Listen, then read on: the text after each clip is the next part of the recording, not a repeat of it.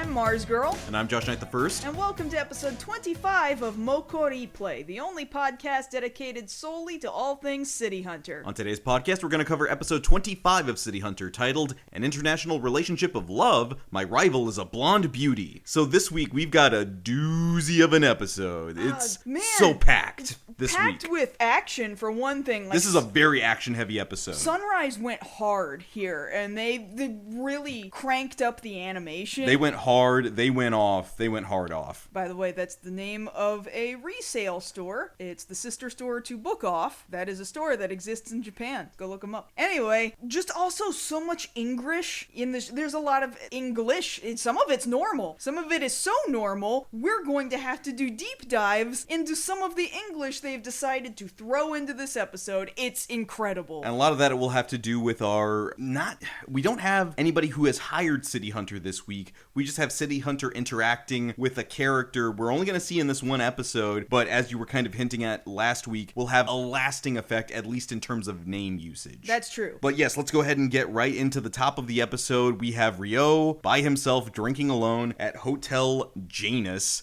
How is that spelled again? Jainus.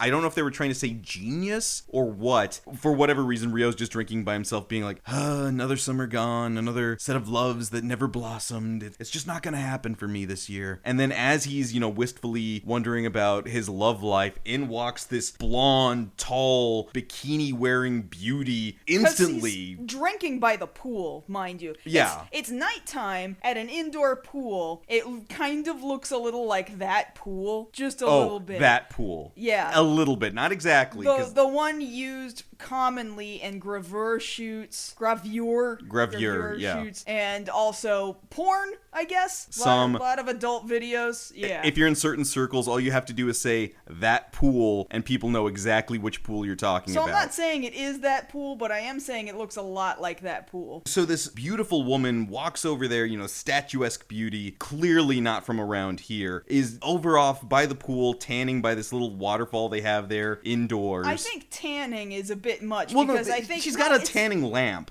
Okay, she's got a lamp, because it's nighttime, indoors. Yeah, but clearly she does what she wants. She can just lounge there if she wants, that's fine. I'm just saying she's not gonna get a tan that way. So, in normal fashion, Ryo is going over there, he's trying to creep. He's in the bushes. He's literally in the bushes.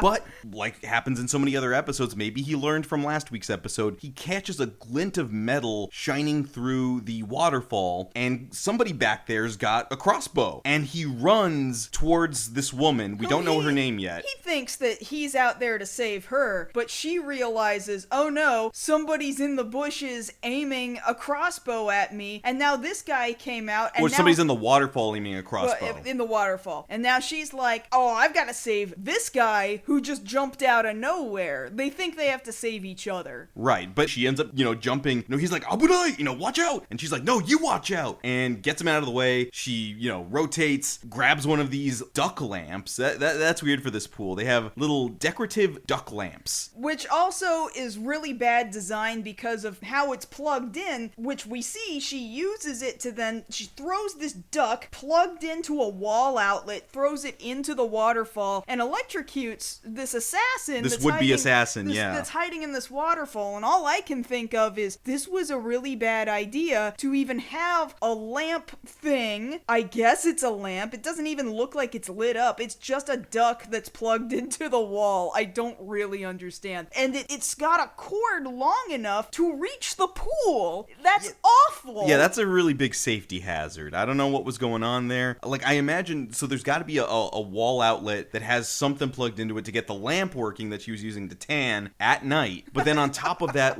did the hotel provide the sun lamp? Did she provide the duck lamps? I don't know what's going on here. Hotel Janus, what do you offer at your poolside service? I don't understand. And are you okay with people bringing in lamps that look like ducks? I don't think you can get those at the regular Donkey nearby. You gotta... Don Quixote. Yeah, you gotta special order those ducks. It's the 80s. You can't just get ducks. Get duck lamps from your catalog. catalog, your mail-in catalog. Yeah, that's going to take at least 2 weeks. This is an Amazon next-day service for duck lamps. Now I need to go look for duck lamps on Amazon after this. Great, thanks, Josh. So they compliment each other like, hey, nice going there. And she's like, hey, nice little toy you got there, referring to, Rio's 357 Magnum. Like, you better be careful with that. Like, they're sizing each other up here. And there's another assailant there, this guy who we later find out, I'm just going to spoil it now, his name is Skunk. I don't know why they call him Skunk. I think they just thought it was a really cool English name. I don't know. I just think they wanted to use English really bad. It's the curly redheaded stepchild is what this is. That's how they animate him. I'm just telling you, there's so much English, I think they just wanted to use an English word, because you're gonna see there is just a ridiculous amount of English in this episode. Yeah, but tell me I'm wrong here. This guy, Skunk, looks like he escaped, like, again, this is really early, but he looks like he escaped from Nerima Daikon Brothers. A little, yeah. The suit and the hat, and then he's got the puffy hair. Yeah. Yeah, I understand. I understand how you come to that conclusion. So instead of, arresting this guy or taking him in for questioning, they let this guy escape, but this woman throws a tracking device on him and lets him run off. And Rio's like, are you sure you want to do that? She's like, no, it's all according to Keikaku. We got this. I mean, she didn't use the word Keikaku. She used K something. Keisandori. Yeah, so there you go. It's something about a plan. Yeah, she has a plan. But they've decided after this, little adventure they've had, they're going to retreat back to Rio's apartment, which he is very quickly offered to this woman who we find out is named Angel Heart. That's really important. Mind you, not so important to this particular series because she does not show up again, but it does seem pretty clear that the manga author Tsukasa Hojo has decided, hey, I had something with that. Like, when I named this character, that's too good for a throwaway character for just a one-shot, okay? We need to bring that back, so you'll see sometime in the very distant future, as far as we're concerned, we will maybe one day talk about the manga and anime and live-action TV series Angel Heart, in which it's an alternate universe that you could consider is a continuation of City Hunter, but don't, because it's sad, where Kaori's not there anymore, but there is a character by the name of Angel Heart who is an assassin, and then Kaori's heart gets implanted into Angel Heart's body, and now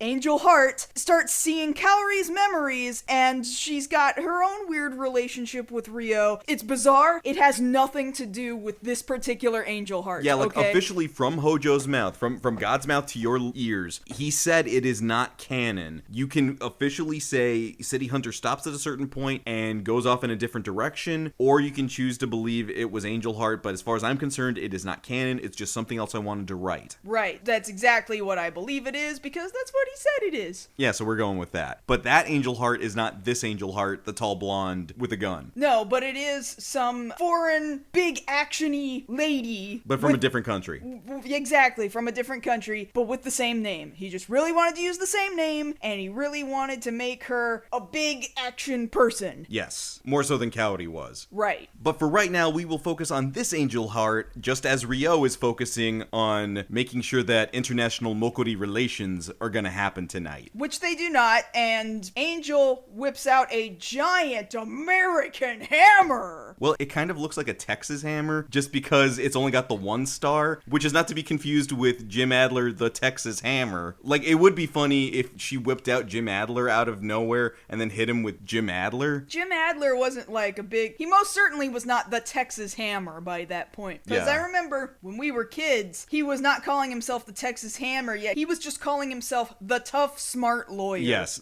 For reference, like, I was born and raised in Texas. Kaylin, you moved there when you were, what, 3? Like 3 or 4 or something yeah, like so that. we are originally from Texas, so that was a big part of the culture. You've probably heard about the guy if you've heard John Oliver talk about him on his show. Yes. So that's a thing to look up too. Point being, she hit him with a hammer. A big American hammer. The tough, smart hammer. Point being, next morning, Kaori comes home with seemingly stuff for breakfast, or she went like and stopped by a little shop I again. don't know if she got like donuts or pastries or something. Or, you know what, she could have just, again, we thought about this a couple of episodes back, she could have a night job to help support City Hunter. I know, you keep saying that, that's your headcanon. That is my headcanon. Because it's true, it does kind of look like, why does she go out in the mornings to go get breakfast? Why didn't she already have the materials to make the breakfast in the morning? I mean, they could have just been out. That's entirely possible. All the time? I mean, at least every time we're having an episode. Okay. But Coyote goes to wake up Ryo like, come on, it's almost noon, get out of bed. Goes into Ryo's room and finds a naked Angel there in bed. She just sleeps naked. Cool. All right. Which, of course, Kaori is pissed about this, and she blames Ryo for this, and she pulls out... You're getting ahead there. When she sees Coyote come into the room, she comments, "Oh, you're a cute boy." That's true. That's a thing that happens. So right here, Angel mistakes Coyote's gender there, and Coyote's like, "I'm not a boy." Either way, Kaori's mad, and she really needs to hit something with a hammer, and specifically Ryo. So she goes looking for Ryo. She sees him behind, like, the couch across the room. He's behind the couch! Pulls out the hammer, is prepared to hit him, but then stops short because she realizes, oh, well, I guess he didn't do anything, because this bitch has him tied up. Like hog-tied in an S&M sort of a way, and she even comments like, "Oh my god, what the hell, is this what you're into these days?" And Ryo's just like, maybe. I don't know, could be.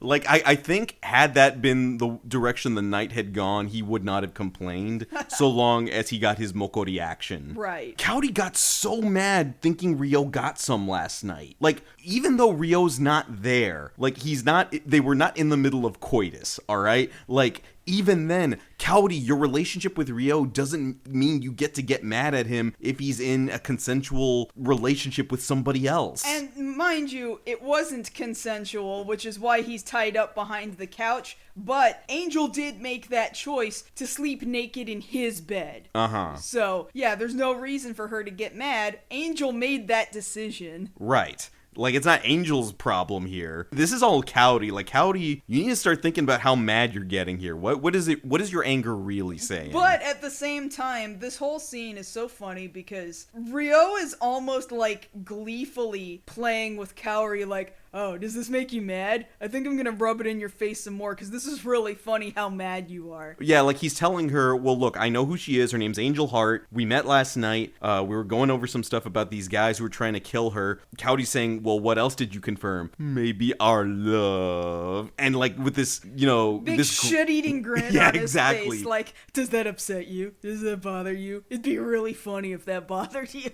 So the next scene, they're there in the living room or the dining area, and Angel Heart has put on apparel, and she's dressed kind of like a California Highway Patrol officer. It does look a lot like Chips. Yeah, very Chips, very... Mind you, it's 80s, because that is not what the Highway Patrol looks like anymore. No. Nobody's wearing these brown clothes like you maybe only still see it in Reno 911. Like, yeah, that's about it. Yeah, that's about as close as you get, or if you're into Bollywood movies, if you know Singham, that same kind of police outfit. So Indian police. Yes. Beyond that, I don't know why she's dressed like that. They never tell us what agency she's working with. We're under the assumption... America! Yeah, she's just an American named Angel Heart. That's all we're ever given. She's on a case with the authority to do that. Yeah, like we're gonna get more into that as we're getting that information throughout the episode. Now, in order for her to do her job on this case, she needs backup. So she's on top of the roof of Ryo's apartment building, which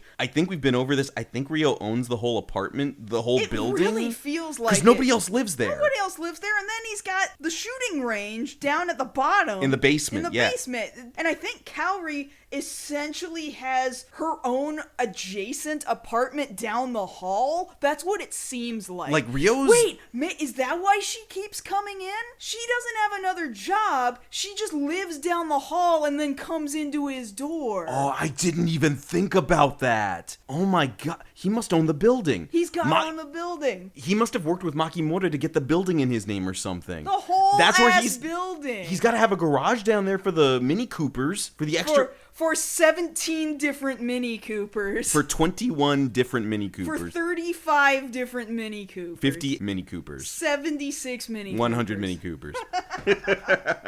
So we're up on the roof, right? So not only is Angel some kind of law enforcement officer from America, she's got her own damn personal airwolf. There's this remote control helicopter, which very clearly is based off the 1980s series Airwolf, airlifting her in with a little parachute, a little personal kit computer like Knight Rider, which she calls her partner Mr. Roberts. Now, this is amazing right here because they go back downstairs and she's like, let me introduce you to Mr. Roberts. Roberts. So she opens up like a laptop, like an old 80s laptop. Like it's in a briefcase. Yeah, it's super old. And so this was really hard to read because we get a camera angle that is looking out through the monitor of the laptop, and it's typing out this text that you're meant to be able to read from the other side, but of course it's mirrored because we're looking out through the monitor. If the AI is its own character, we are looking at it from its perspective. Yes, so this is what's really impressive, and I've seen some Twitter threads come up lately of here's just sneaky things that animators, especially in the 80s, would do because their audience is Japanese and they just expect, well, if we need somebody to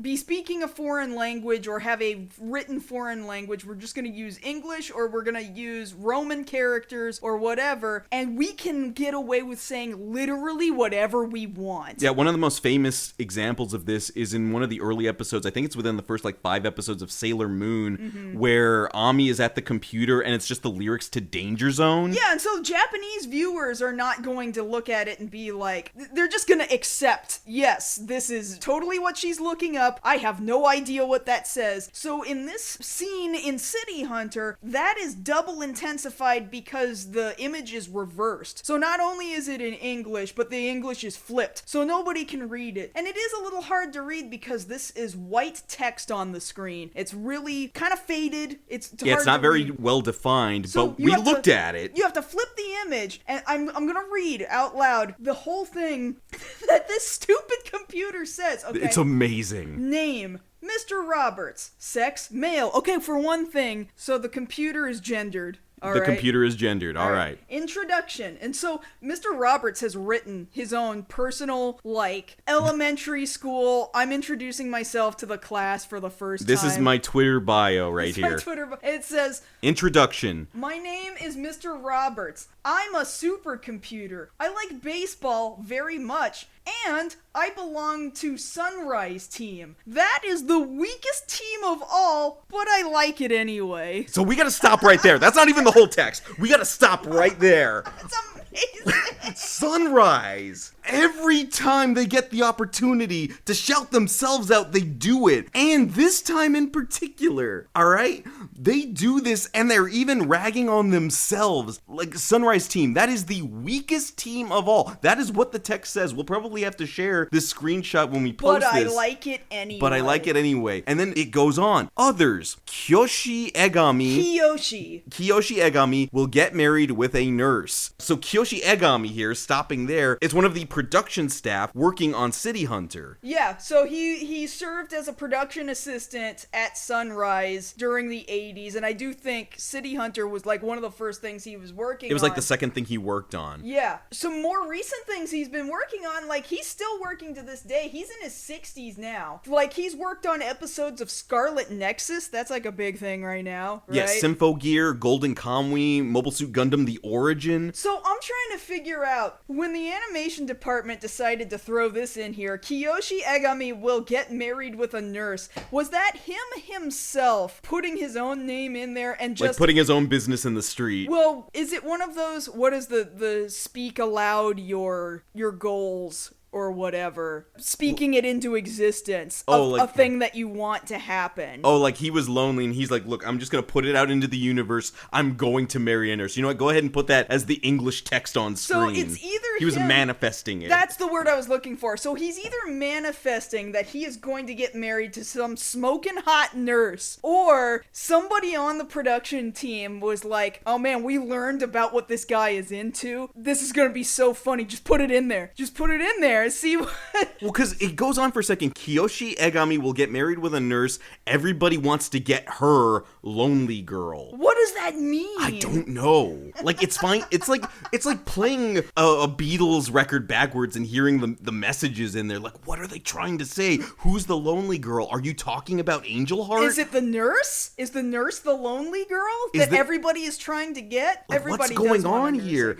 All of this in one screenshot. Yeah, that you can barely see, and it's flipped, and you have to flip it back just to be able to read it. I mean, you can read it if you speak English, and you just kind of look at it quiet for a second. But reiterating, nobody in the 80s would have caught this. Nobody in Japan in the 80s would have been. Like, it's on screen for such a short amount of time. There's not enough time to read it backwards when English isn't your native language. Yeah, so again, this is part of the reason why we love doing this podcast, is we find crap like this, and it makes it all the much more worthwhile. This is an amazing screenshot. Like, I know I was flipping out a few episodes back about how for only literally 2 frames, Sunrise put their own name on a hanger, a coat hanger that you were never gonna see. Like, God, Sunrise is incredible. But the way they're dogging on themselves, too, like, we suck, but we're happy here anyway. Yeah, man, we get to do this. Like, why wouldn't we be happy? But they clearly don't suck. It's so good. It's so good.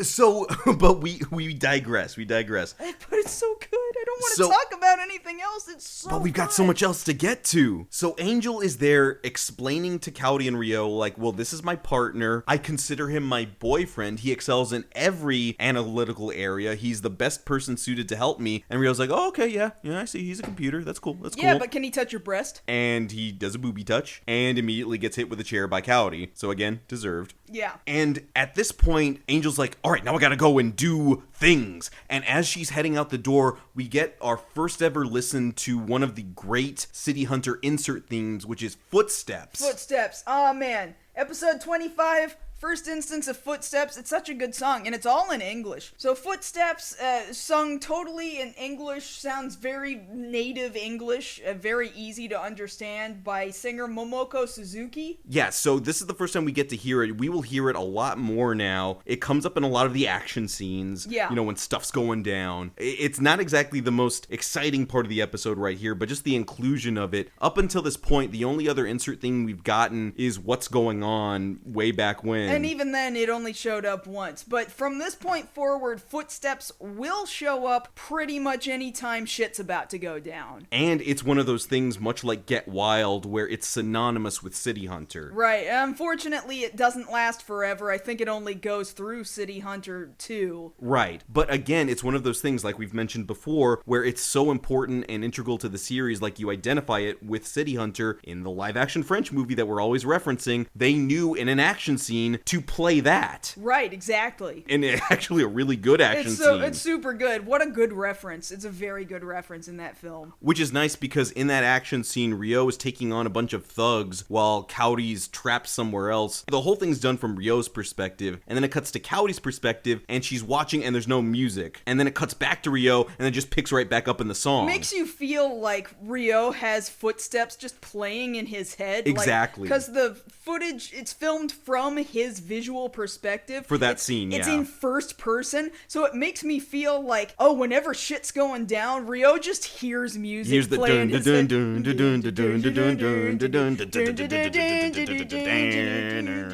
Yeah, it's a really catchy song. So we see Angel heading out to her personal Pontiac Fiero GT, which I don't know if she rented that, because that's not an easy car to rent in Japan. Mm-hmm. But from certain perspectives, it looks like the Gadget Mobile from Inspector Gadget. It does. It really does. But Rio has found his way to the car, snuck in, and is trying to explain to Angel, hey, whatever you got going down, I want in on. I want to help you. I want some Mokkori time. Can we make that happen? Uh-huh. And she pulls her sidearm on him, which happens to be a 44 Magnum Smith & Wesson. She's outclassing Rio in terms of firepower here. It's a hand cannon for sure. Yeah, this is Dirty Harry's gun. This thing will put a hole in somebody. And Rio, for what it's worth, he's like, okay. And then he gets out of the car and lets her drive away. But then he immediately sneaks back into the trunk. He just tricks her, but he has made this decision of, I probably shouldn't sit next to her when she's got a gun trained on me. I'm just gonna hide in the trunk. It's gonna make it way easier for everybody else. She's tracking these guys with the tracker she used earlier. I'm just gonna hide in the trunk until it's a good time to come out. So they head off to this abandoned building where the homing device that she placed earlier is giving off a signal. Rio goes in first and finds Skunk, found the tracking device, and is purposely trying to draw out out Angel to get the drop on her, but unfortunately Ryo got the drop on him and is already interrogating him for whatever information he has. And Angel shows up and is like, oh, you actually did something good. Thanks. Did you get the info? Ryo's like, yeah, I got the info. He's like, where are the dudes at? They're over on Wangan Highway. All right, let's go. And Wangan Highway is another one of those places that if you've ever played Wangan Midnight, the racing game. There's a reason why they made a racing game out of the Wangan Highway, because I think it's been heavily policed by now. Yeah, they've cut down on it quite a bit. It was really, really well known for street racing for a good long chunk of time. So yeah, that's where the kingpin operators of whatever's going on are. So we need to head that way. She calls down her personal airwolf. Then, the helicopter comes in, choop, choop, choop, choop, choop, choop, and she's like, all right, you coming? And I love that instead of immediately getting into the chopper, Ryo clings to the outside of it like a Garfield plushie.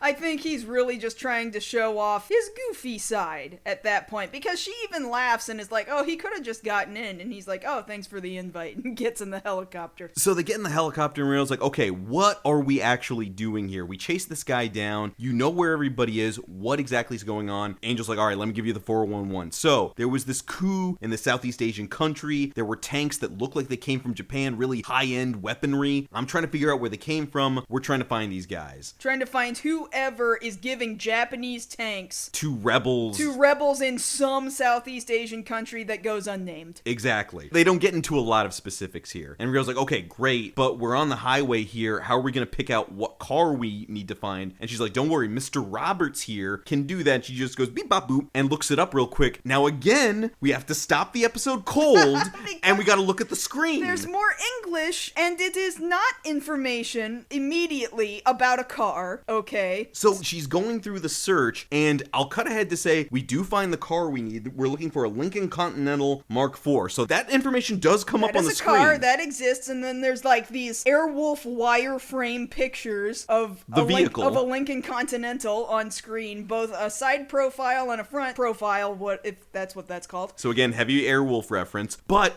on the screen before we get to the information about the Lincoln Continental, we've got information that has nothing to do with cars. We've got information on music. So we got this information here on the screen about a song, a very specific song here. Well, before we see the song, we see it references DiMaggio pickups. Well, it's spelled incorrectly, but that is a brand of pickups specifically for guitars, electric guitars. That is a brand that exists. But again, nothing to do with cars. Then it references a very specific song, like you said, Trilogy Suite, Opus 5 by Youngway Malmsteen. If you know anything about guitar music, Youngway Malmsteen is a legend in the world of guitar. Like, this dude shreds like nobody's business. If you go listen to this song, it's a 7-minute song of this guy just going off. And it's pretty friggin' incredible. I looked up his Wikipedia page because I didn't really know much about his music, but for a while, he was hitting the charts in the UK, in Sweden, a little bit in America, but a hell of a lot in Japan. Yeah, Japan loves Youngway Malmsteen. Loves this guy, and it continues on to say digital mastering data file. So they just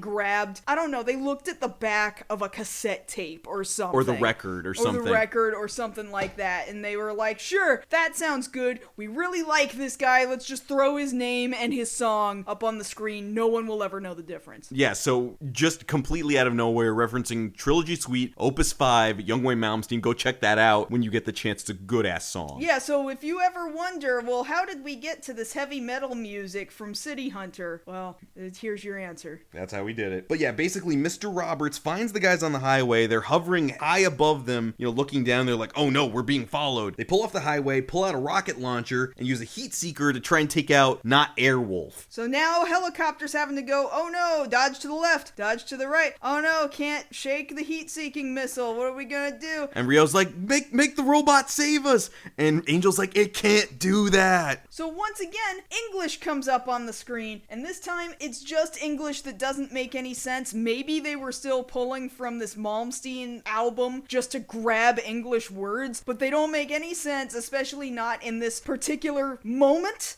Nothing to do with this moment. It just reads, all rights of the producer and of the owner, Chaser, in that case, impossible! Impossible! Now, you had taken a screenshot of this well before we decided to do this podcast. Yeah, like a year or more ago. Yeah, because it was just so random seeing all of these words together on screen. They're just words. And you just see the word impossible, and I guess they must have figured maybe Japan at least knows the word impossible. Because basically what it is they're asking Mr. Roberts to calculate, is there a way to get out of the path of the heat-seeking missile? And his answer is all rights of the producer and of the owner, Chaser in that case, impossible. So, no. And I love this. Angel's just like, you know what, Rio? Let's just meet back up again in hell. And Rio's like, oh, no. We're not going to die today. Just take me down. I'm going to take care of this. I'm going to do City Hunter right now. So fly me down over their car real quick. And he hangs upside down from the helicopter. Yeah, there's this hatch underneath. Rio is hanging from his legs underneath, and they get real close to the Lincoln Continental. He shoots into their gas tank and blows the car to produce enough of a heat plume that will throw the missile off their path, and then shaboom. So he hit the explosion with another explosion. Yeah, which you see in other movies, you create another explosion to throw off a heat-seeking missile. To make a bigger explosion. Yes. And so they find these guys, they get the information of, okay, we've got these guys, now where's the merchandise? Where do we gotta go from that? And they're like, you gotta go to the docks. All right, great, we're going to the docks. And they go out there to the docks, Rio and Angel, and they're busting down the door like, hey, we got a search warrant. That's got some bad English on it, too. They misspell Angel's name. It's spelled with like a G and with a J. It's spelled with a J in the middle of it. It's bad. They were just trying to spell it phonetically. They don't know how Angel is actually spelled. So there's these three shady looking guys, right, inside this warehouse like, what do you want? And they're like, hey, we got a warrant. We got to search for some hidden weaponry. I'm like, yeah, all right, go ahead, take a round. And this whole warehouse is full of nothing but seemingly a bunch of bulldozers, a bunch of construction equipment. And they're looking around and Angel's like pulling on levers and touching looks stuff. all on the up and up to me. And Rio's like, hold on, no, this guy's got a gun. Why does he have a gun? Let me pull out my own gun and we'll see why they have their own gun. Shabam! He blows up a bunch of barrels at the back end of this warehouse, which just sort of melts this facade of what appeared to be bulldozers. And on the inside of these bulldozers are hidden tanks. Yeah, it's the tanks that were provided to the rebels that Angel mentioned earlier in the episode. Here they are. We found them. They're in the warehouse. And now we got a real quick shootout. Rio makes sure to disarm the two guys. There's so much action in this episode. So much action. But the third guy, he doesn't get his gun taken away. He jumps into one of these fake tanks. It casts off its shell, its fake bulldozer facade, and now they have to run from the tank. As if the tank can't just catch up, which I guess it doesn't. But they're cornered for a bit, and Angel's like, well, I don't know what plan you got now. And Rio's like, no, it's cool. I'ma aim for the tank treads. Yeah, give me your gun. And she's like, but my gun's not that much better than your gun. He's like, no. That thing can shoot through a Ford V8 engine block. I know what to do with that thing. Just give me that thing. And she's like, all right, fine. And so, yeah, he takes out the tank treads with pinpoint precision accuracy and makes that thing crash into the wall. And we're good. We've actually taken out the criminal organization this week. We actually get resolution. Yeah, thank God, because last week's episode was just kind of like, I don't think we're done. No, this time we're done. No, we're done. We got him. I don't know who we...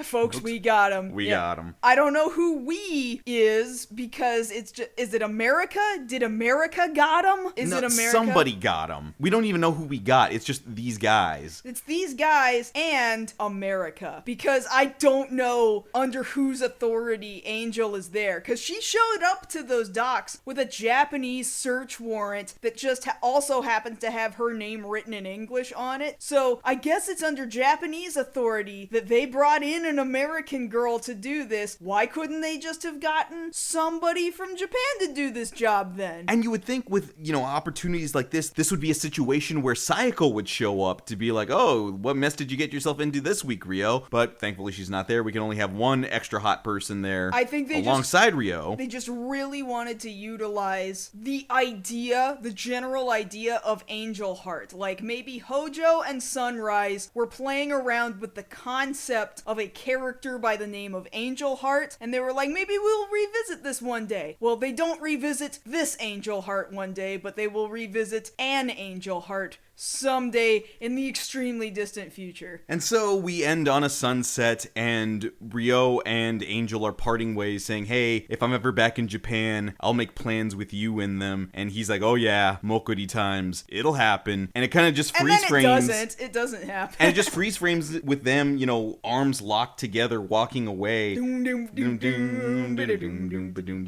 it's like, okay, but what did you guys do for the rest of the day? Is she like, all right, well, now that we're solved, I gotta get in my magic helicopter and fly away now? Like, what did she do? Like, did they have time to get some? Actually, or what? that's a question. Did she bring the helicopter from America? Well, how else did she get there? She didn't fly a helicopter across the ocean. She certainly didn't take Sunrise Air. So she chartered one of those giant transport jets, those military transport jets, or shipping boats. Yeah, she could have shipped not Airwolf to Japan to do this mission. Or is not Airwolf over here so good it can fly across the ocean? Well, yeah, because we see there when it's trying to evade the heat-seeking missile, it's got super jets just like Airwolf does. So maybe it is the case. Maybe it's entirely possible. Okay. But yeah, that's the episode. So much action this week. A lot of funny moments. Ryo's face while they're there trying to dodge the missile is just priceless. Very, very good. Oh my god, so much English in this episode that gives us a lot of insight as to the personalities of these animators too. I think that's part of what is so charming about going back over City Hunter, is seeing how much they'll just dog on themselves, they'll dog on their own teammates, and then they'll go in there and share, hey man, want to hear some really rad rock music? Yeah, man, we're just sweet air guitar. We're totally gonna tell on ourselves here. We're just a couple of nerds. We're listening to Youngwei Malmsteen. We're totally watching Airwolf. These are the kind of guys we are. Not to mention previous episodes where they're like, hey, you want to know our favorite foreign horror movies? Hey, you want to know what video games we're playing? Like, you just look at these frames and you realize these are who these dudes are. Yeah, you can totally see their personalities come through. Yeah. And so it's an amazing thing to be able to go back over this episode. Like, this is one of the ones that when we were watching before stuck out a lot in my memory. Mm-hmm. And now actually trying to, take a fine-tooth comb and go through the episode and see all of these amazing Easter eggs, it's just so enjoyable. Yeah, yeah. I don't want to get too much further ahead because there was actually one other insert song that we got in this episode, which is the other Baby I Want Your Love that we hear there during the chase. Yeah, that's right. Oh man, that one's good. That'll come up a lot too. Almost as much as Footsteps. But not nearly as much. Not quite, but almost. Yeah, it's a secondary to it, but it didn't get nearly as popular as Footsteps does. Mm-hmm. It doesn't stick out as much in the public consciousness. True. So next week, we're going to see Ryo dealing with a girl with love troubles who works in fast food. Man, what a downgrade. I know. Downgrade from this particular episode. I mean, I'm sure it'll be good, but like, this episode was so good that it just is peak City Hunter. Very much so, and almost yes. anything else that comes after this, save for a handful of other episodes, just doesn't really come close. Like, out of any episode that I could point to be like, if I had to show you one episode of City Hunter to make you feel like this is the overall feel of what the show is, I would highly recommend this episode. I would agree, absolutely. So, come back next time when we cover the 26th episode of the TV series, What is Love? Ryo's Course in Proper Romance. And if you want to catch us outside this podcast, you can always find us both over on Twitter. I'm at JoshKnightFirst. And I'm at MarzGurl. Thank you all so much for listening to our 25th episode of MokkoriPlay. And if you don't come back next episode, I'm gonna hit Josh in the face with a cheeseburger. I was gonna eat that!